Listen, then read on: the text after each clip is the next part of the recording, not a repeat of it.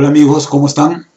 Mi nombre es Walter Fernández Vaca. Bienvenidos al módulo 6 de nuestro diplomado Gestión de Recursos Humanos en el Sector Público bajo la Ley Servir y la Política de Modernización del Estado. ¿Ok? Entonces, sin más preámbulo, estimados amigos, vamos a dar inicio a este módulo 6. ¿Qué es lo que nosotros vamos a trabajar el día de hoy? ¿Cuál es la capacidad que vamos a desarrollar el día de hoy? ¿No? Nosotros el día de hoy vamos a describir las características del subsistema de relaciones humanas. Vamos a ver todo referente a bienestar social, vamos a ver todo referente a la negociación colectiva, seguridad y salud en el trabajo, comunicaciones, clima laboral, ¿no? Todo esto bajo siempre las normas del servicio civil en el Perú, específicamente bajo la ley Servir. Entonces, esta es nuestra capacidad 6 que vamos a desarrollar el día de hoy en lo referente a nuestro diplomado de recursos humanos en el sector público. ¿Ok? Muy bien. Como siempre yo les presento este cuadro, ¿no? Este cuadro es prácticamente el corazón de todo el sistema de recursos humanos en nuestro país, ¿no? Este cuadro ya ustedes lo conocen, pero es necesario que yo les explique con la finalidad de lograr un mejor entendimiento del subsistema de recursos humanos bajo el ámbito de la ley Servir, ¿no? Entonces, este subsistema está compuesto, como bien ustedes ya saben, del ámbito de la planificación de las políticas de recursos humanos, ¿no?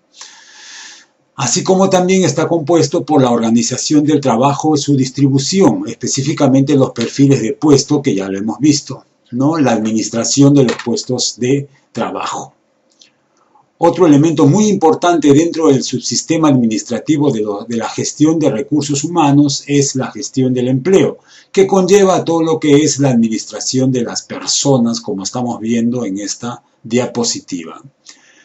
Así como también el proceso de incorporación, la vinculación, la desvinculación que van a tener nuestros trabajadores cuando ingresen o cuando se retiren del ámbito de la gestión pública. Otra variable muy importante es el ámbito de gestión del rendimiento que estamos observando aquí. Otra variable muy importante es la gestión de la compensación, estructura de los sueldos y salarios, el pago de las pensiones a nuestros ex servidores. Una variable muy importante es la gestión del desarrollo y capacitación, ¿no? Que hemos visto en el anterior módulo. ¿Ok? El día de hoy, en este sexto módulo, ya estamos acabando, fíjense qué rápido pasa el tiempo. El día de hoy lo que vamos a ver es el ámbito de las relaciones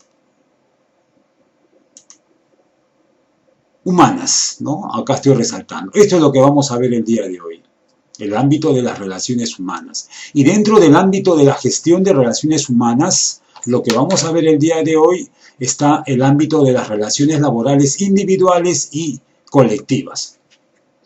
Vamos a incidir en el ámbito de la negociación colectiva en el Estado, que es muy diferente al ámbito privado. Vamos a ver también tópicos relacionados con la seguridad y salud en el trabajo. Vamos a ver también el ámbito de bienestar social, cuáles son las variables que comprenden los programas de bienestar social en las organizaciones del sector público. Así como también vamos a ver cultura y clima organizacional, ¿no? Todo lo referente al clima laboral. Y por último vamos a ver algunos tópicos acerca de la comunicación interna que debe haber en nuestras entidades. ¿Ok, estimados amigos? Entonces, pasemos a la siguiente diapositiva. Ok, este es el temario, ¿no? Que es un resumen de lo que yo les acabo de indicar en la anterior diapositiva. Vamos a ver derechos colectivos, vamos a ver programas de bienestar social en que consisten el ámbito de clima laboral, seguridad y salud en el trabajo, el Comité de Seguridad y Salud en el Trabajo, qué es un IPER, qué es un SOMA, ¿no? De estos 4 temas que nosotros tenemos, vamos a incidir bastante en los derechos colectivos de los servidores públicos, ¿no? específicamente la negociación colectiva, que como les dije, trae diferencias sustanciales con las negociaciones colectivas en el ámbito privado. ¿Ok? Muy bien, continuamos con la siguiente diapositiva entonces. Es muy importante para nosotros hacer un recuerdo de los regímenes laborales en el Estado peruano, ¿no? Antes de entrar al tema de negociación colectiva, es muy importante conocer los regímenes laborales en el Estado peruano, que ya lo hemos visto en las primeras clases de este diplomado, pero no está de más hacerles acordarlo.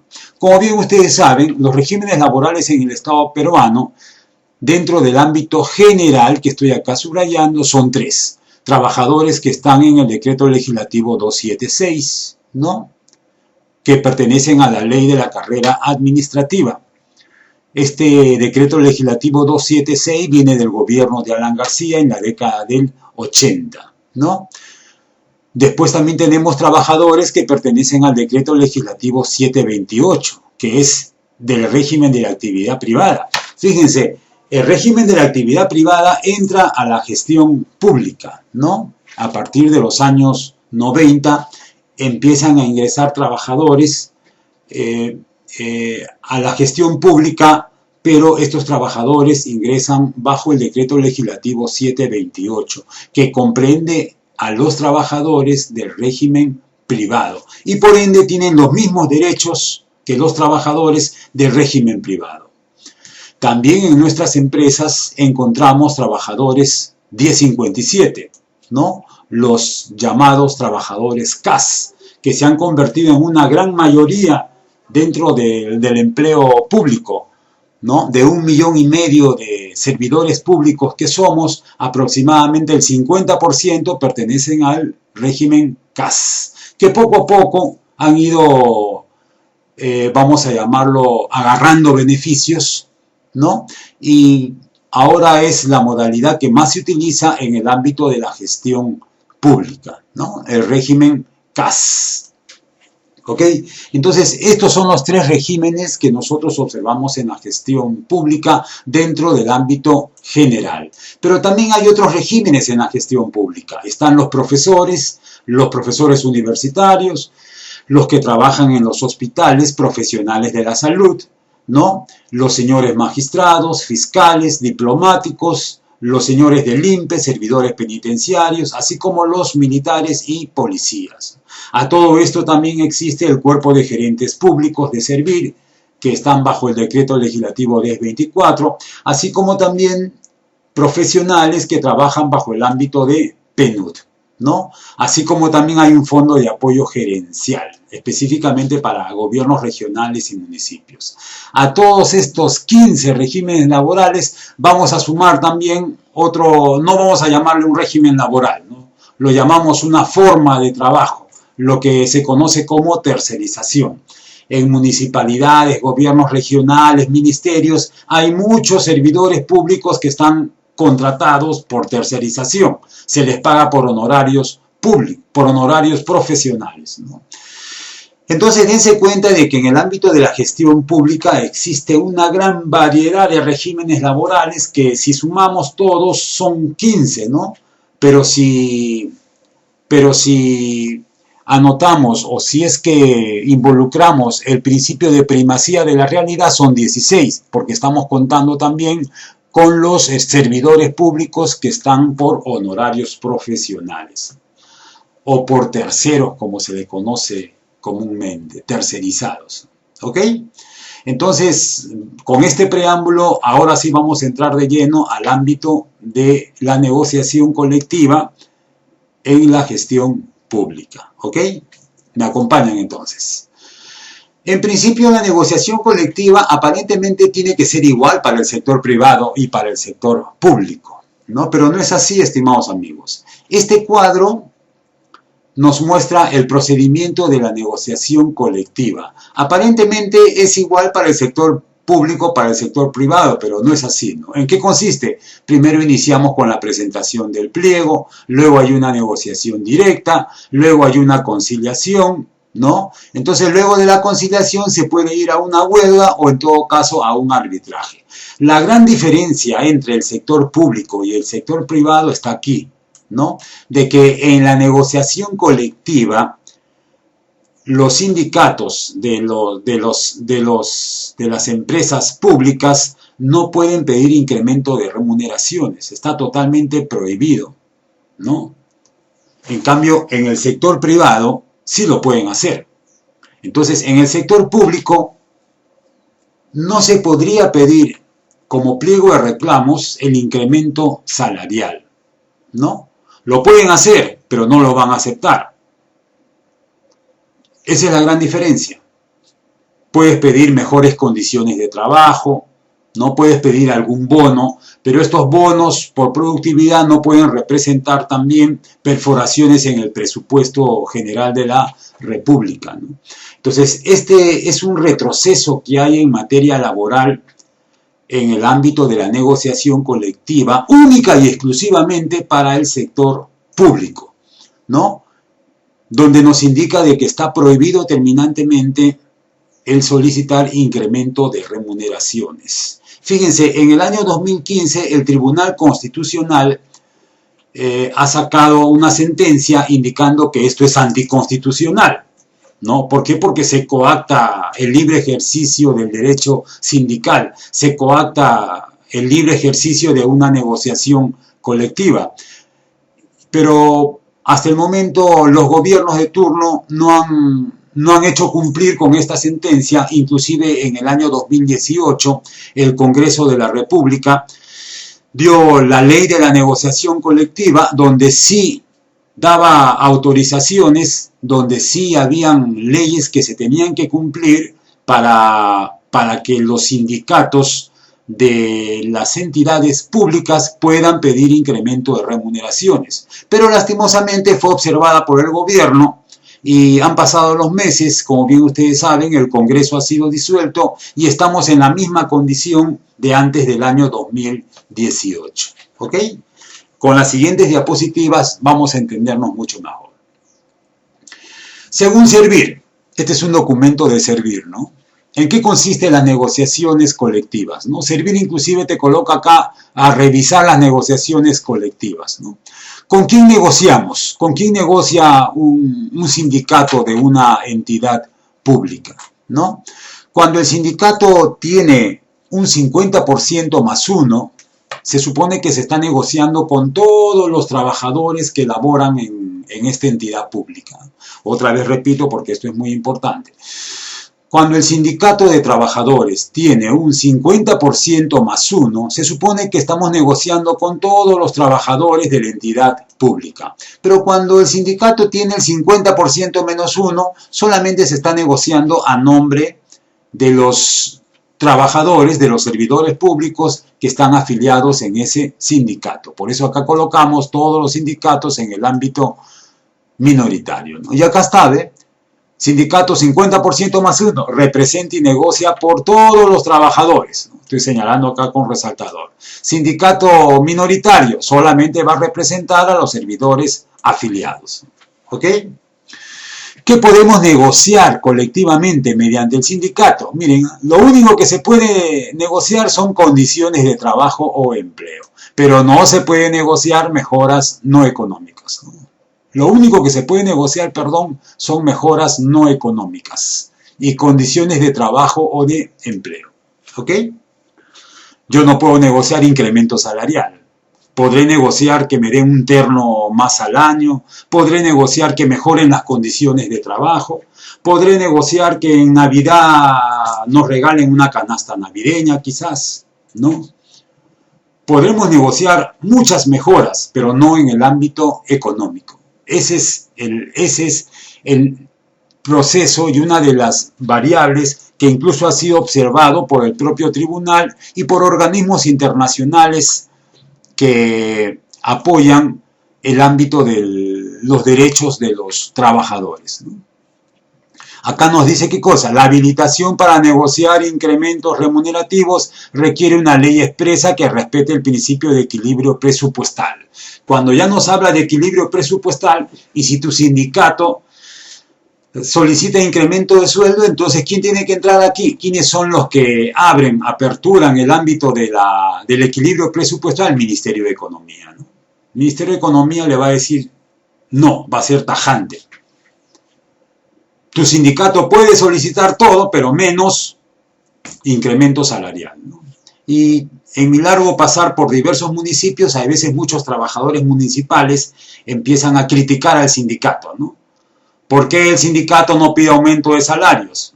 No pueden porque simplemente están prohibidos por ley, ¿no? Como lo vamos a ver en el procedimiento de la negociación colectiva en el siguiente cuadro que nos da servir. Por ejemplo, miren, el inicio de la negociación colectiva involucra, puede ser desde esta fecha hasta esta fecha, ¿no? Desde el 1 de noviembre al 30 de enero.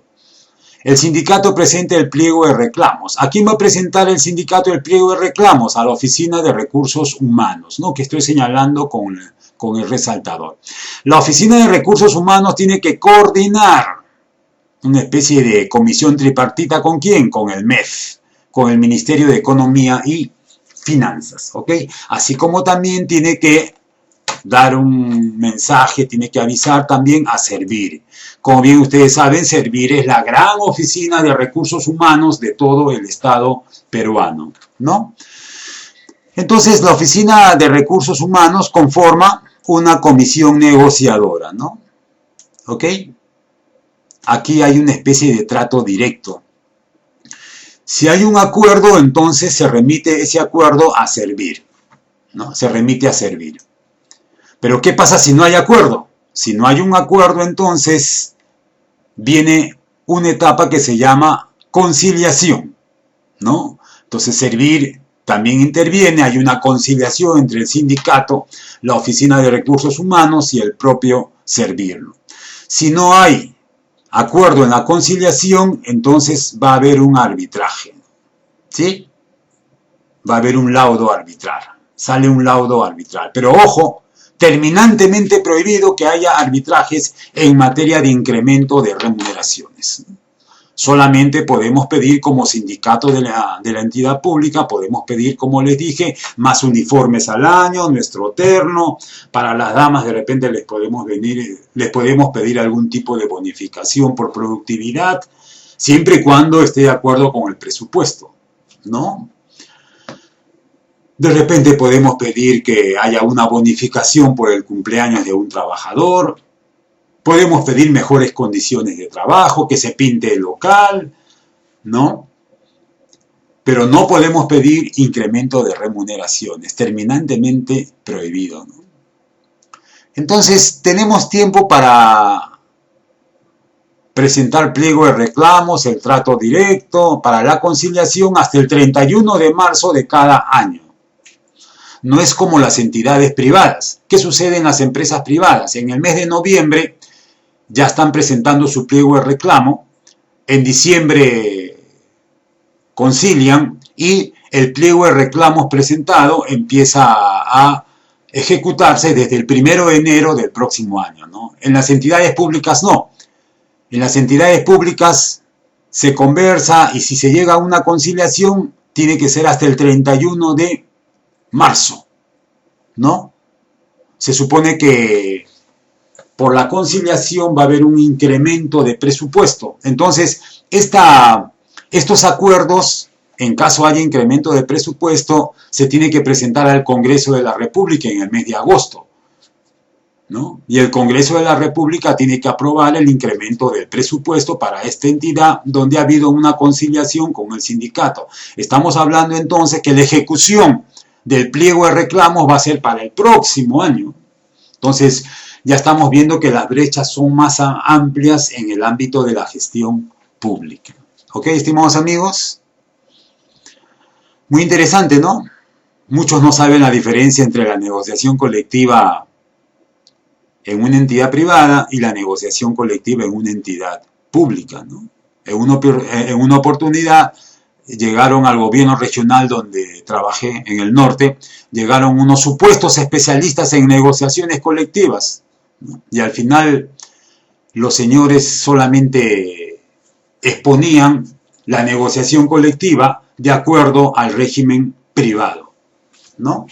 Cosa que es totalmente ajena a la negociación colectiva que yo les estoy mostrando, que es específicamente para entidades del sector público, ¿no? Entonces, a no confundirnos, ¿ok? Continuamos.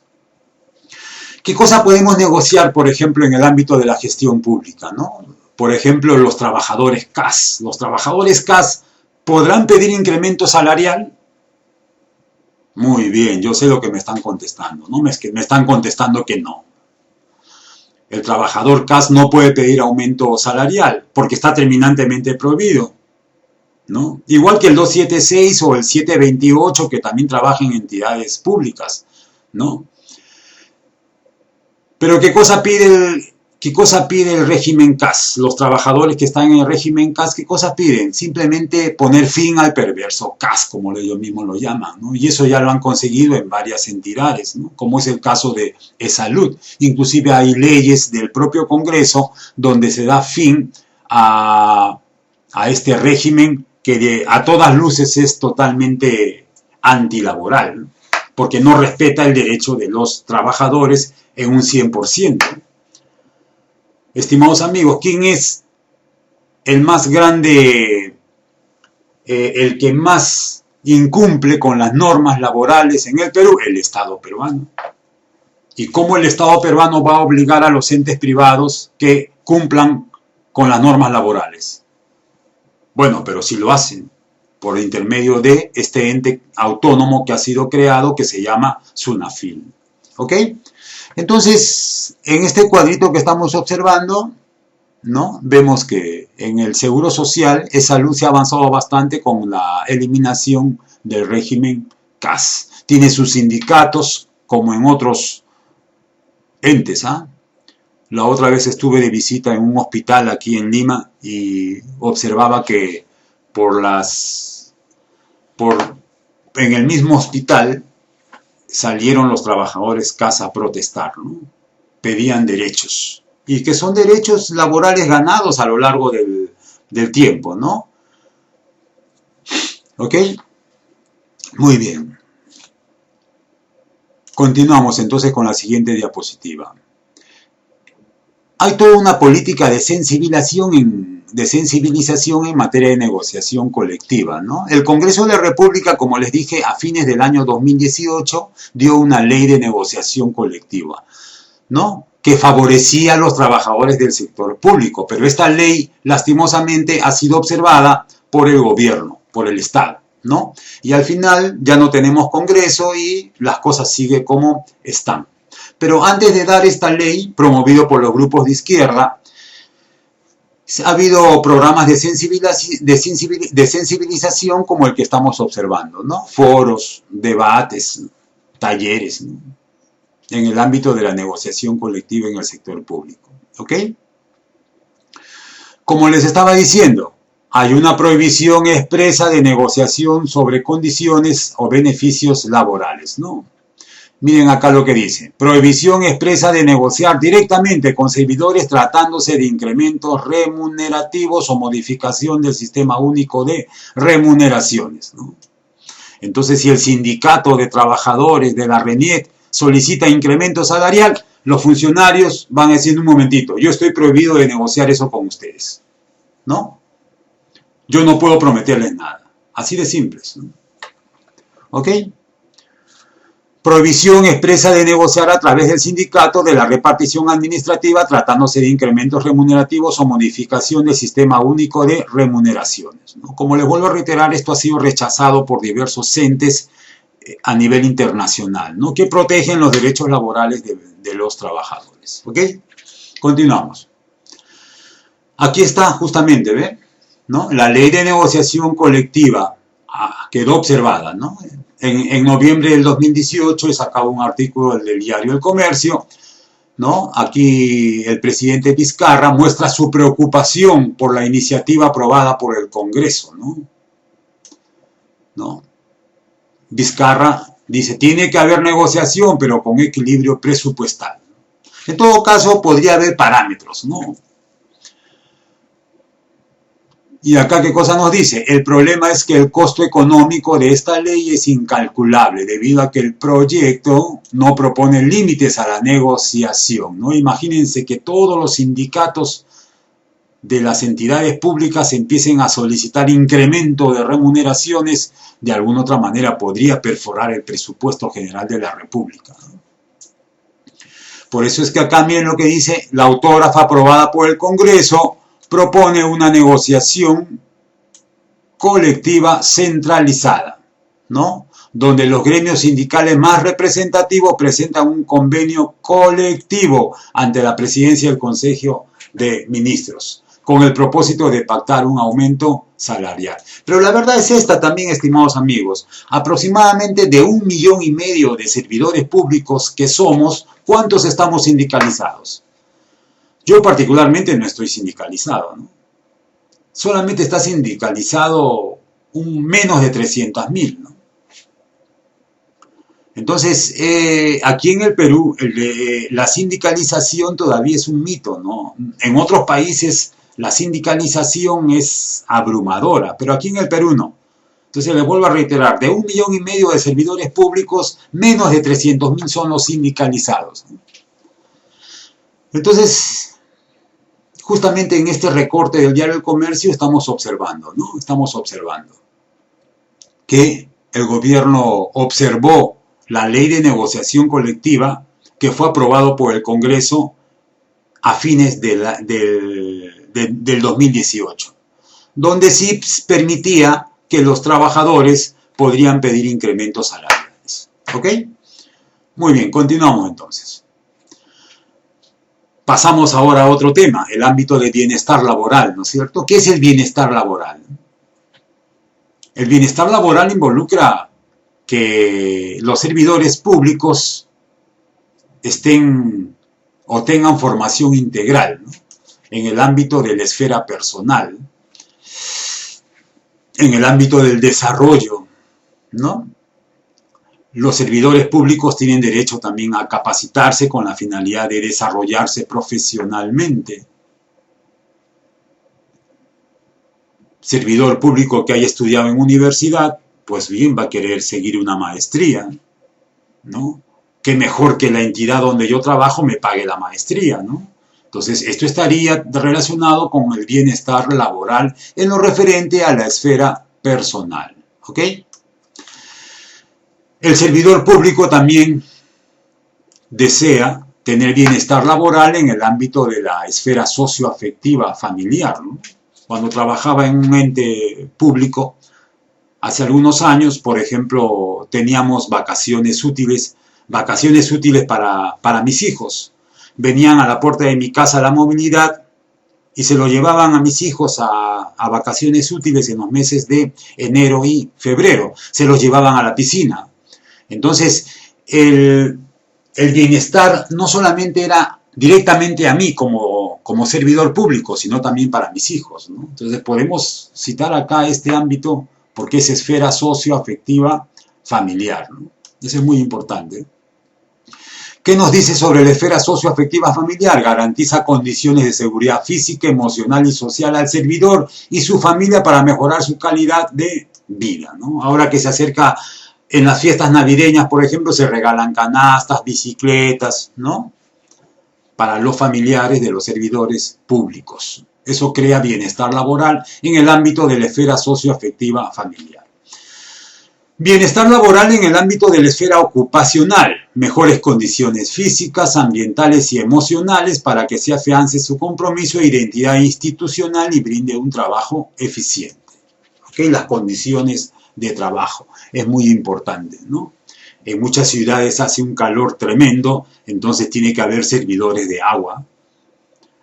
El servidor de agua es importante que exista en una entidad pública, ¿no? ¿Por qué? Porque es parte de mi bienestar y parte también de mejores condiciones ambientales y emocionales que tiene que recibir nuestro servidor público con la finalidad de que logre una mejor productividad. ¿Ok, amigos? Muy bien. Pasemos a la otra diapositiva, entonces. En el ámbito de clima organizacional, cultura organizacional o clima laboral, todos sabemos de que el clima laboral es el ambiente ¿no? La atmósfera de trabajo en el cual nosotros laboramos. Al respecto, servirás acá una guía que yo les voy a enviar vía correo electrónico, ¿no? Es una guía para que lean, bastante interesante, sobre cómo incrementar el clima laboral y la cultura organizacional. ¿Qué cosa es cultura organizacional? Son los valores, ¿no? La identidad, la identificación que yo tengo con mi organización, el orgullo que yo tengo, el de trabajar en mi entidad pública, ¿no? Debo estar orgulloso de trabajar en mi entidad pública, ¿no? Por ejemplo, si yo traigo a un señor, a un servidor público que trabaja en el BCR, yo le voy a preguntar, ¿dónde trabaja usted, señor? En el BCR. Con mucho orgullo va a hablar, ¿no? ¿Por qué? Porque en el BCR tienen una cultura organizacional de tal manera que es totalmente observable que están identificados con el BCR, ¿no? Muchos dirán, claro, con los grandes o con los buenos sueldos que tiene, cualquiera está identificado, ¿no? En cambio, si traigo a un trabajador que labora, vamos a ver, en el Ministerio de Educación, ¿no? De repente no va a tener la misma escala de cultura organizacional que si tiene el servidor que trabaja en el BCR, ¿no? Entonces, uno de los grandes objetivos de servir es ese, ¿no? Que no haya estas brechas, que todo servidor público esté orgulloso e identificado con su organización. Entonces, por ello es que Servir ha creado varios documentos, ¿no? Uno de estos documentos es esta muy buena guía para la gestión de procesos de cultura y clima organizacional, que se los voy a pasar en forma conjunta con el examen en Word, como siempre, al término de cada módulo. ¿Ok? También Servir ha creado la guía para la gestión del proceso de comunicación interna, ¿no? Esto también es muy importante, la comunicación. Muchos funcionarios de la gestión pública adolecen en el ámbito de la comunicación, no comunican a los servidores públicos de las decisiones que se están tomando. Para eso también Servir ha creado una guía, ¿no? También les voy a pasar esta guía, estimados amigos, que es bastante interesante que lean para el ámbito de una buena gestión en recursos humanos. Fíjense todas las variables que están involucradas en una buena gestión de recursos humanos, ¿eh? ¿No? No vayan a pensar que recursos humanos solamente se encarga de ser planillero y de controlar a los trabajadores. No, un momentito. Recursos humanos también se tiene que encargar clima laboral, de una buena comunicación, ¿no? Del ámbito de selección, del ámbito de las compensaciones. Todo lo que estamos viendo involucra a una muy buena gestión de recursos humanos. Anteriormente se pensaba que recursos humanos era solamente para que controle y para que pague. No es así, ¿no? Ahora ha evolucionado la gestión de recursos humanos, inclusive ya no se le llama gestión de recursos humanos, sino ahora se le llama gestión del talento humano, para el caso de muchas empresas del sector privado. ¿Ok, amigos? Continuamos. Una variable muy importante del cual se encarga el área de gestión de recursos humanos es el plan de seguridad y salud en el trabajo. ¿Quién es el responsable directo de la implementación de la seguridad y salud en el trabajo? El área de recursos humanos. Ahí hay que tener mucho cuidado, estimados amigos, ¿eh? Porque hay responsabilidades penales. ¿Qué sucede si un trabajador de tu entidad sufre un accidente y en esta entidad no se ha implementado ningún sistema de seguridad y salud en el trabajo? ¿Quién es responsable? El área de recursos humanos. Y la responsabilidad no solo es administrativa, responsabilidad civil, sino también responsabilidad penal. ¿Qué significa responsabilidad penal? Que hay prisión, ¿no? En muchas cárceles de nuestro país hay varios representantes legales, de empresas privadas sobre todo, ¿no? Que están sufriendo prisión por muerte de trabajadores. ¿Simplemente por qué? Por no haber implementado sistemas de seguridad y salud en el trabajo. El sistema de seguridad y salud en el trabajo no solamente es para empresas públicas, sino también de estricto cumplimiento para empresas privadas. ¿Ok? Entonces, ¿cómo se elabora el plan de seguridad y salud en el trabajo? Primero se instala un comité de seguridad y salud en el trabajo, ¿no?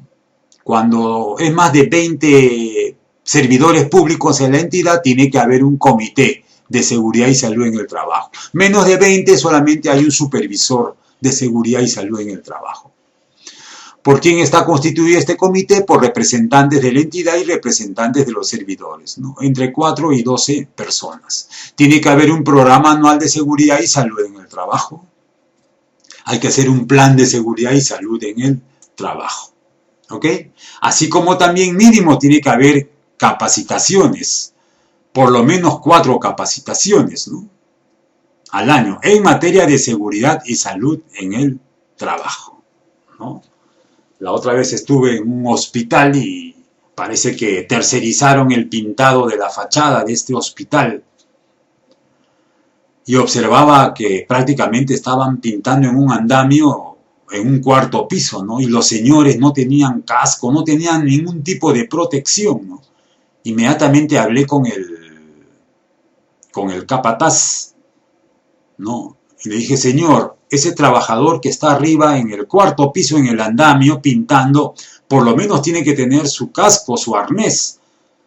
Y porque según la ley de seguridad y salud en el trabajo, eso es de cumplimiento obligatorio. Y los señores del hospital no le dicen nada. No, no me han dicho nada. Yo siempre trabajo así. Increíble, ¿no? ¿Qué pasa si ese señor desde el cuarto piso se cae y muere? ¿Quién sería el responsable? Les hago la pregunta, estimados amigos. ¿El capataz? ¿El contratista? No. El responsable es la oficina de recursos humanos, el jefe de recursos humanos, ¿no? Inclusive puede haber más responsabilidad, que sería el propio director del hospital. Y les reitero, la responsabilidad no solamente es en el ámbito administrativo, la responsabilidad también es en el ámbito penal. Entonces, a tener mucho cuidado, estimados amigos, nosotros que queremos desarrollarnos en el área de recursos humanos, es de estricto cumplimiento el sistema de seguridad y salud en el trabajo. ¿Ok? Muy bien, continuamos, estimados amigos. ¿Qué es el hiper? El hiper es un cuadro o es un conjunto de cuadros, ¿no? Generalmente nosotros lo trabajamos en Excel. He tenido oportunidad de implementar seguridad y salud en el trabajo en entidades privadas especialmente, y es lo mismo. No, tenemos que hacer nuestro hiper, ¿no? El hiper es lo que se conoce como identificación de peligros, evaluación de riesgos y control, ¿no? Acá está. El hiper, identificación de peligros y evaluación de riesgos y el control.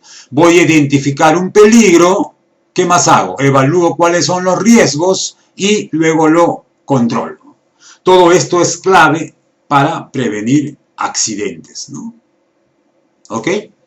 Si yo paso por un municipio y observo que hay un enchufe que de repente no está bien habilitado, se están observando los cables en este enchufe, en esta municipalidad. Entonces identifico el peligro. ¿Cuál sería el peligro, estimados amigos? No, el peligro es que el cable está suelto. ¿Y cuál sería el riesgo? Evalúo el riesgo. El riesgo sería que alguien puede pasar, o un niño que a veces entran a nuestras entidades públicas puede agarrar ese cable suelto y electrocutarse. Y para eso yo tengo que controlarlo. Todo esto está en un cuadro bastante interesante, en el cual inclusive colocamos una especie de semáforos, ¿no? Rojo, verde, azul, ¿no? Para identificar los peligros en el hiper, ¿no? Como les vuelvo a reiterar, tengo experiencia en el ámbito de ejecución de seguridad y salud en el trabajo, y la verdad es que en este ámbito nuestro país todavía está muy atrasado, ¿no? A nivel mundial cada 15 segundos muere un trabajador a nivel mundial por accidentes de trabajo. Aquí en Perú constantemente hay muertes, accidentes por accidentes de trabajo. Pero ahora, gracias a las normativas, específicamente a la ley 29783, ahora ya hay responsabilidad, ¿no? Y de estricto Obligatoriedad del cumplimiento de la Ley 29783, Ley de Seguridad y Salud en el Trabajo, en todos los entes públicos, así como en el ente privado. Walter, en una comisaría tiene que estar implementado ley de seguridad, también en una comisaría, instituciones militares no se salvan.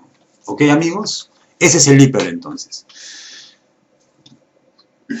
Miren, acá hay un pequeño ejemplo, ejemplo de tipos de peligro, eventos peligrosos, ¿no? ¿Sí? Tipo de peligro es físico.